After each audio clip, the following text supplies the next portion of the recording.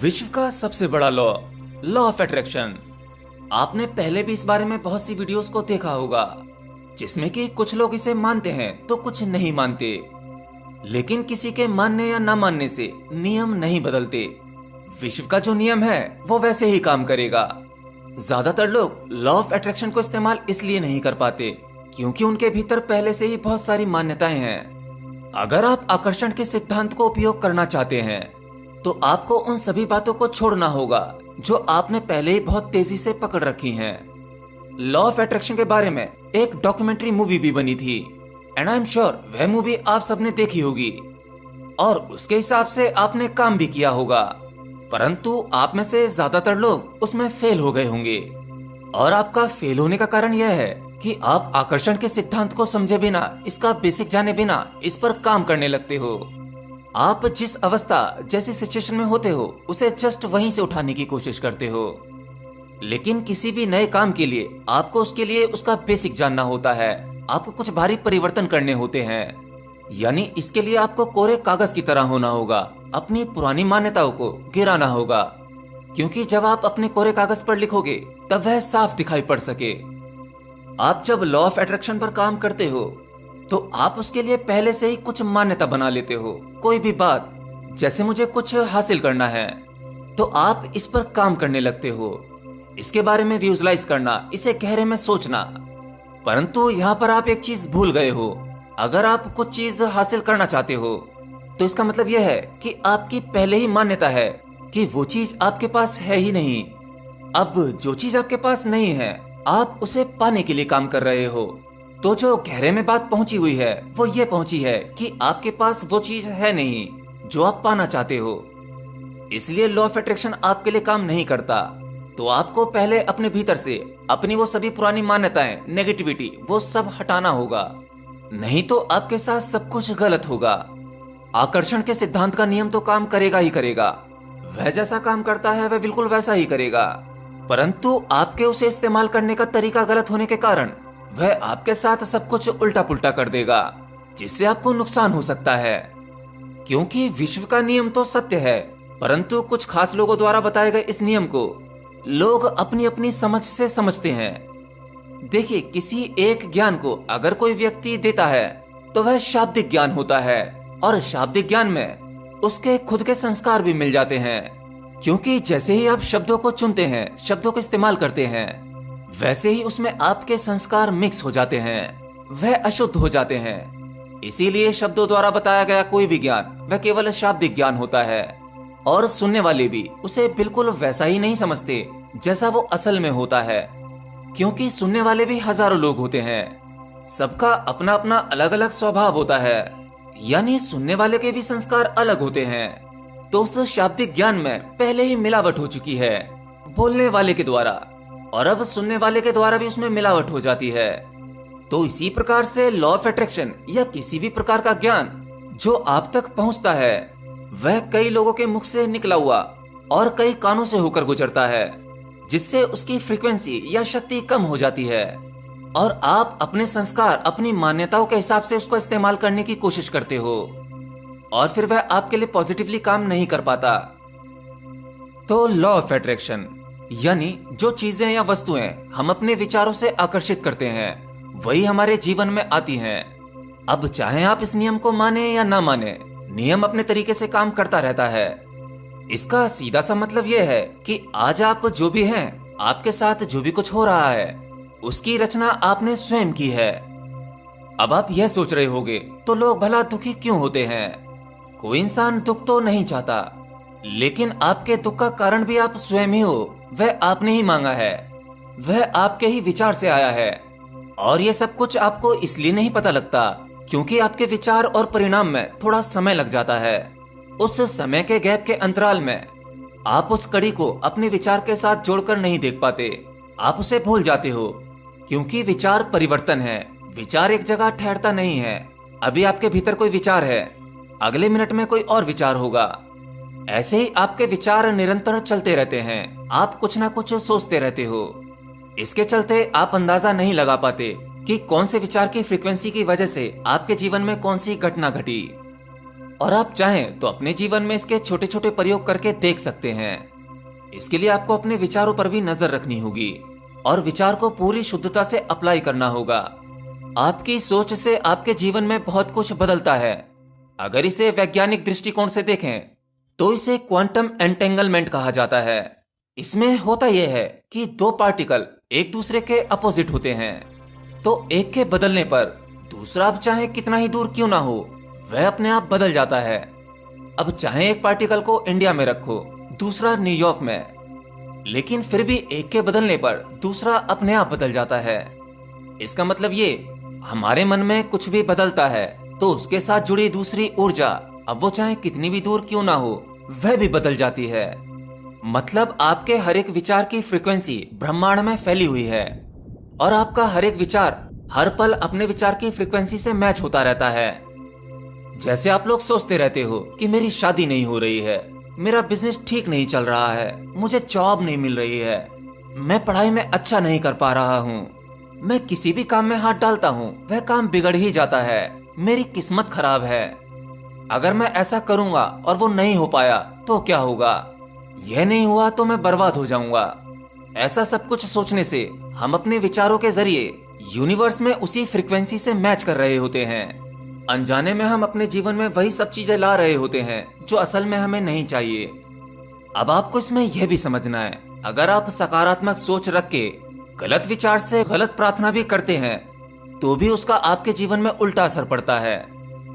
आप इसे ऐसे समझ सकते हैं, जैसे मान लीजिए आपको जॉब नहीं मिल रही, तब आप परमात्मा से प्रार्थना करते हैं कि हे परमात्मा मुझे नौकरी मिल जाए, मेरे पास में कोई नौकरी नहीं है, मुझे मेरे मन की जॉब मिल जाए।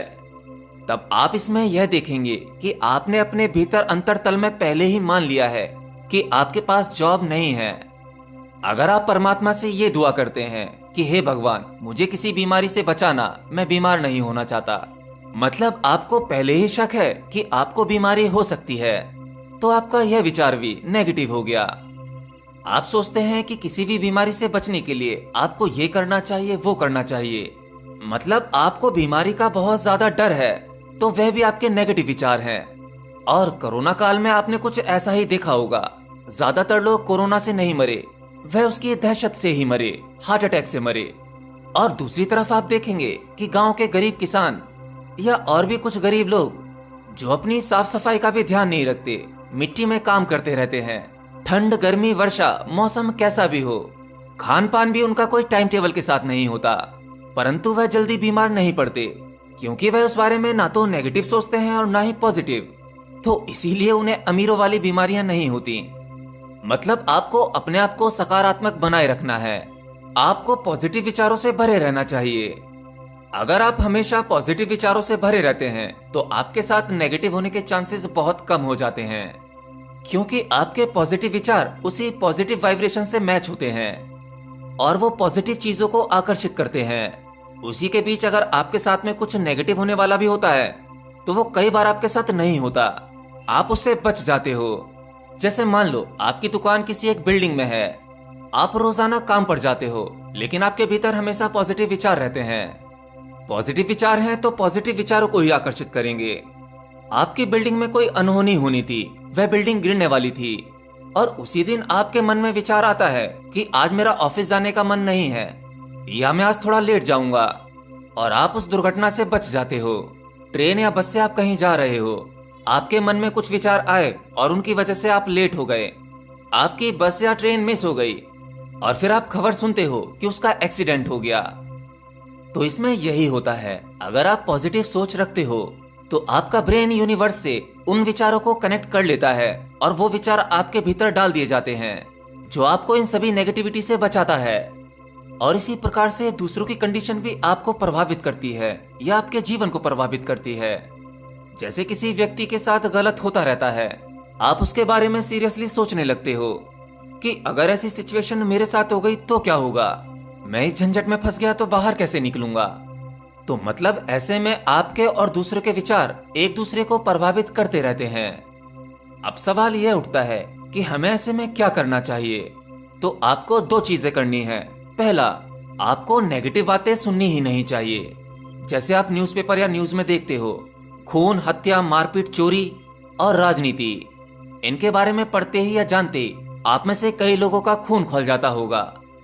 तो आपको इन सब से दूर रहना होगा।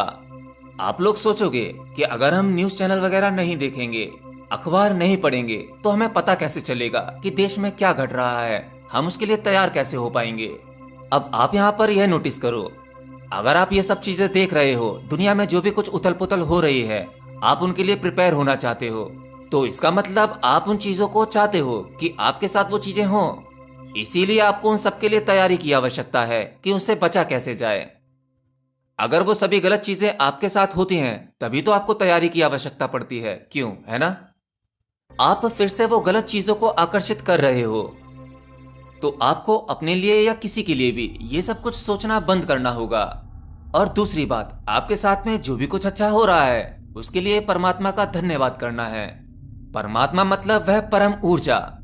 आप इसको ऐसे नहीं कहेंगे कि परमात्मा कोई व्यक्ति है, आप उसे धन्यवाद कर रहे हैं, उससे प्रार्थना कर रहे हैं। मतलब आपको हर एक सिचुएशन में उस परमात्मा का आभार प्रकट करना है।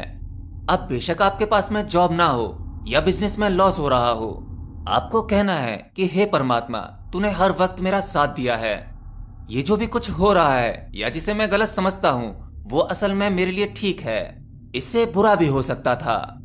सिर्फ इतना सा हुआ, इसके लिए मैं आपका आभार प्रकट करता हूं। ऐसे ही आपके शरीर के बारे में, आपको जो स्वास्थ्य मिला है, उसके लिए आपको उनका धन्यवाद करना चाहिए, ना कि आपको बीमारी के बारे में सोचना चाहिए। बीमारी वो जो आपको अभी हुई भी नहीं है, आपने किसी और की बीमारी देख ली और उसके बारे में तरह तरह के विचार आपके मन में आने लगे। आप अभी करंट सिचुएशन में जो हो, आपका जो शरीर है, उसके लिए उस परमात्मा का धन्यवाद करते रहो। अगर आप अपने आप को गरीब समझते हो, तो आपको परमात्मा से ये नहीं कहना है कि हे परमात्मा, तूने मुझे गरीब बनाया। दुनिया में और भी तो लोग हैं, किसी को कोई परेशानी नहीं है, बहुत सारे लोग अमीर हैं, मैं ही क्यों? आपको इस तरह की शिकायत या कंप्लेंट परमात्मा से नहीं करनी है। इसके बारे में आपके मन में कोई विचार नहीं आना चाहिए। आपके पास में जो भी पर्याप्त साधन हैं, चाहे आपके पास में केवल 2 रोटी ही क्यों ना हो, तो आपको उसके लिए परमात्मा को धन्यवाद करना है कि हे परमात्मा, आपने मुझे खाने के लिए 2 रोटी दी, मैं इसके लिए आपको धन्यवाद करता हूं। मैं जानता हूं आप मुझे आगे बहुत अच्छी अच्छी चीजें दोगे। बेशक मेरे पास में पैसा नहीं है, मैं बहुत अमीर नहीं हूं, लेकिन हे परमात्मा, जो शांति आप मुझे दे रहे हो, मैं उसके लिए आपका आभार प्रकट करता हूं। इस प्रकार से जीवन जीने से, खुशी खुशी जीने से, बिना किसी नेगेटिविटी के अगर आप जीते हो, तो आपके जीवन में भारी परिवर्तन होते हैं, क्योंकि आपके मन में ऐसा कोई गलत विचार है ही नहीं। आप पूरी तरह से पॉजिटिव चार्ज हो, तो आप पॉजिटिव वाइब्रेशन को ही पकड़ोगे। अचानक से आपके साथ में कुछ अच्छा काम हो जाएगा, कोई नया ऑफर मिल जाएगा, कोई जॉब या कोई बिजनेस मिल सकती है। आप जो अपने लिए उचित सोचते हो सकता है वह आपके लिए उचित ना हो, लेकिन परमात्मा ने जो आपके लिए सोच रखा है वह 100% आपके लिए सही है। तो आपको पर्टिकुलर किसी काम के लिए इतना ज्यादा पागल नहीं होना है। हो सकता है कि जो काम आप सोच रहे हो कि आपको वही करना चाहिए, परमात्मा ने आपके लिए उससे भी अच्छा सोच रखा हो। कुल मिलाकर कम शब्दों में आप इसे ऐसे समझ सकते हो कि आपके जीवन में जितना भी जो कुछ मिला है, आप उसके लिए आभार प्रकट करें और खुशी खुशी जिएं। इससे एक ऐसा आकर्षण पैदा होता है जिससे सब कुछ अच्छा अच्छा पॉजिटिव आपकी तरफ खींचने लगता है। मतलब लॉ ऑफ अट्रैक्शन का मतलब यह होता है कि हम अपने दुख और आनंद से चीजों को अपनी ओर आकर्षित करते हैं। मतलब ये ठीक नहीं है, ऐसा नहीं है, वैसा नहीं है, ये अच्छा नहीं है, वो अच्छा नहीं है। अगर आप ऐसा सोचेंगे तो सब कुछ वही आपके पास आएगा।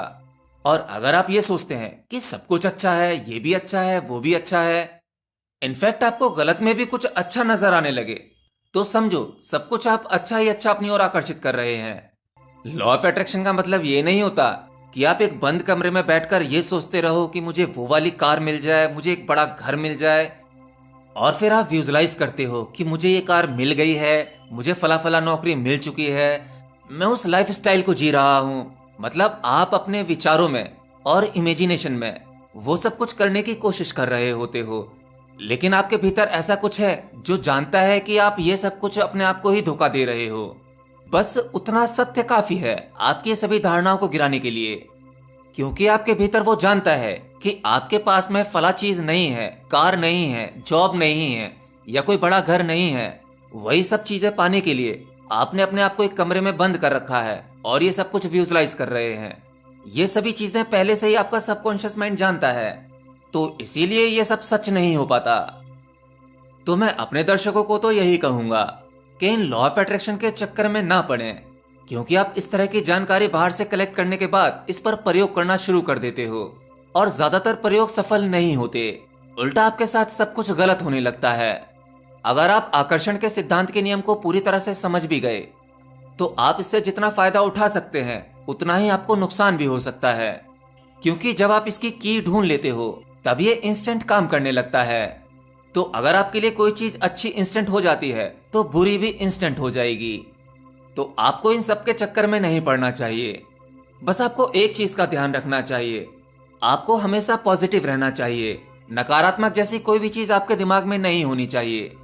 बस आपको हर वक्त पॉजिटिव रहना चाहिए।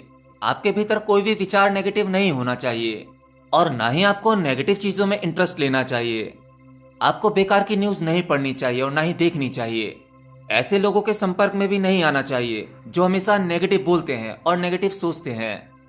आप जैसे भी हो, आपकी जैसी भी सिचुएशन हो, अच्छी बुरी जो भी है, उसमें ही आपको अच्छा ढूंढकर और फिर उस ईश्वर का धन्यवाद करना चाहिए।